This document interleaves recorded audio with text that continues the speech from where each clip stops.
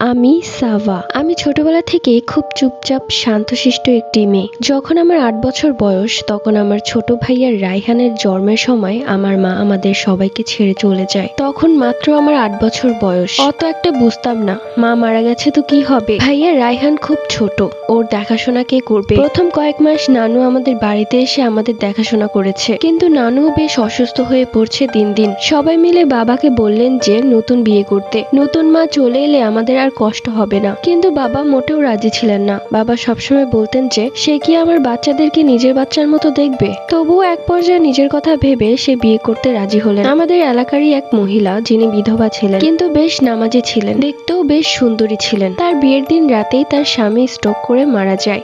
এরপর তিনি আর বিয়ের পিঁড়িতে বসেননি। বিধবা হওয়ার পর সে তার ভাইয়ের বাড়িতেই থাকতো, কেননা তার বাবা মা নেই, অনেক আগেই ইন্তেকাল করেছে। তার ভাইয়ের কাছে আমার বাবার বিয়ের প্রস্তাব দেওয়া হলো। যদিও তার থেকে আমার বাবা বয়সে অনেক বড়, তারপরেও তার ভাই অনেক বেশি খুশি হয়ে রাজি হয়ে গেলেন। হয়তোবা নিজের বাড়ি থেকে আপদ বিদায় করতে যাচ্ছিলেন। আর কেই বা নিজের বিধবা বোনকে ঘরের মধ্যে রাখতে পছন্দ করবেন। দেখতে দেখতে বাবার বিয়ে হয়ে গেল, কোনো প্রকার ধুমধাম ছাড়া। হুজুরের মাধ্যমে বাবার বিয়ে হয়ে গেল। বিয়ের পর তিনি বাড়িতে এলেন।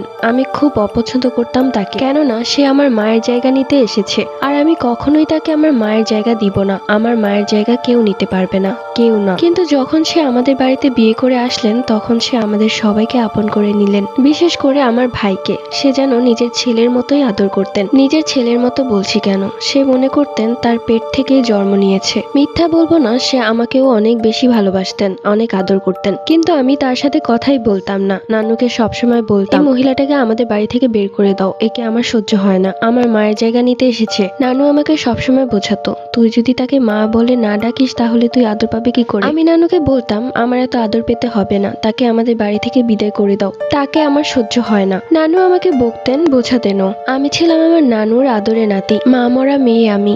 নানু আমাকে মায়ের কষ্ট বুঝতে দিতেন না। যখন আমি নানুর কাছে থাকতাম তখন যেন কোনো কষ্টই আমার আর কষ্ট মনে হতো না। আমাদের ছাদের পাশেই রুম, 2 রুম, একটা বারান্দা, ডাইনিং, এবং আরেক পাশে আছে বিরাট বড় ছাদ।